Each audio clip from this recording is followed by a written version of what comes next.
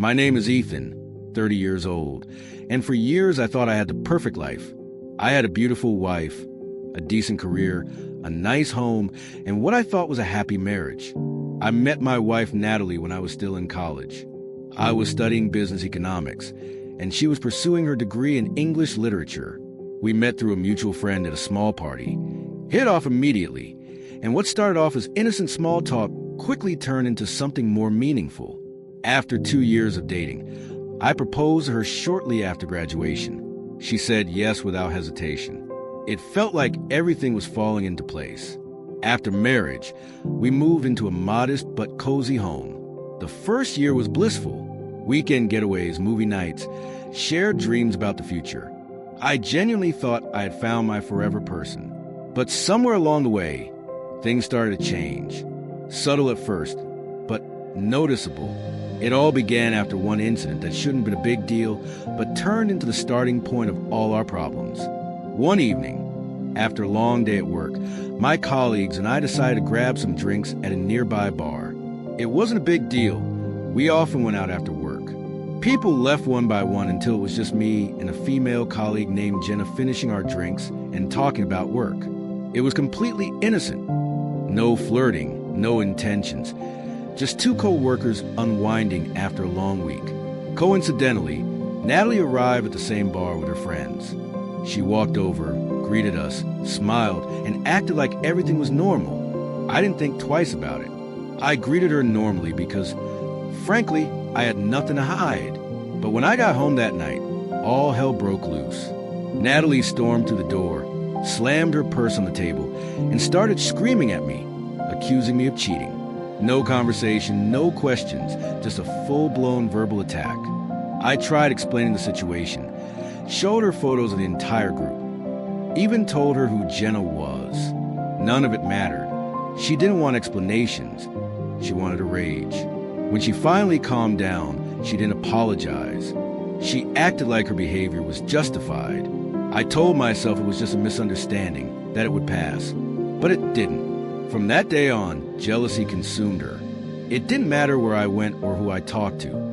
Natalie found a way to accuse me of something. If I exchanged pleasantries with a female neighbor, she would accuse me of flirting. If a female cashier smiled while handing me change, she'd go quiet for the rest of the day, sulking in a corner. I couldn't even offer directions to a stranger without Natalie turning it into an interrogation session when I got home. At first, I tried to be patient. I thought it was insecurity, maybe a phase. I even agreed to couples therapy because I loved her and I wanted to make things work. Therapy helped temporarily.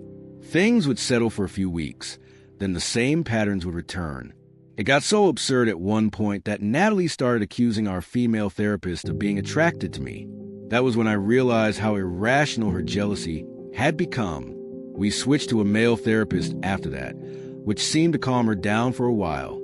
I clung to that progress like a lifeline, because deep down, I didn't want to believe our marriage was falling apart. For several months, things were good. The constant accusations stopped, and I felt like we were regaining some normalcy. I felt lighter, happier, hopeful. But that hope was shattered when Jenna, the same colleague from the bar incident years ago, came by our house to drop off some documents. I wasn't home, and apparently Natalie answered the door. By the time I got back, she was fuming. The moment I stepped inside, she hurled the documents at me and accused me of bringing my mistress into our house. Her words were venomous. She called me a liar, a cheat, and claimed I was sleeping with women all over the city. She even said she was going to get tested for STDs because she was convinced I was giving her diseases. I didn't even try to defend myself this time. I just walked away, packed a few essentials, and left for a hotel. I knew in that moment that the marriage was collapsing. There was nothing left but distrust, accusations, and bitterness. But against my better judgment, I convinced myself to give therapy one last try. A few weeks later, we attended a friend's barbecue. That day changed everything. Natalie was unusually flirty with a guy I didn't recognize. I kept my distance, observed. She laughed at all his jokes, touched his arm repeatedly, and acted in ways I had never seen her act around anyone other than me. Curious, I asked my friend Caleb, the host, about him. His name was Derek, recently divorced, worked construction, seemed like a decent guy. But what bothered me wasn't Derek, it was Natalie. That night, after we got home, I asked Natalie why she was acting like that. Her response? Now you know how it feels. It was a punch to the gut. I stood there, stunned, unable to process what I had just heard. She was admitting she was trying to make me jealous, intentionally crossing boundaries because of some twisted sense of revenge. A couple of days later, Caleb called me. Derek had reached out to him, casually mentioning that he had hooked up with Natalie the day after the barbecue. Natalie had told him she was single. That was it, the final straw. There was nothing to salvage anymore. I walked into the house, looked Natalie in the eyes, and told her exactly what I knew. I didn't sugarcoat it. I told her she was a liar, a cheater, and the irony of it all was that she spent years accusing me of things I never did while she was the one betraying me. Her only response? Now you know how it feels. It was pathetic, and I felt nothing but disgust. I told her to pack her bags and get out of my house. She stood there, defiant for a few seconds, then walked to our room to pack. I called my divorce attorney the next day. I made sure the divorce papers were served to her at her office. She worked at a publishing company, and I knew word would spread like wildfire. She bombarded me with angry messages about how I humiliated her in front of her colleagues, but I didn't care. During the divorce proceedings, Natalie tried to spin her usual story, claiming I was emotionally distant, unfaithful, and cold. But with no proof, her words fell flat. I told my story truthfully, explained the years of manipulation, the therapy sessions, and the constant accusations. Thankfully, the court saw through her lies. I kept the house. It was mine before we got married.